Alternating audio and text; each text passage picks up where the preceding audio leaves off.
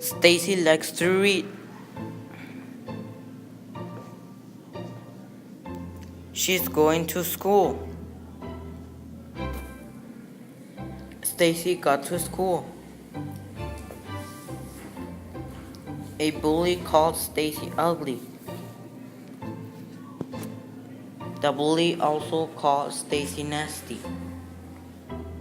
Stacy is talking to her mom about the bullies. Stacy is happy because her mom talked to her. Talking to someone is a good way to deal with bullying. The end.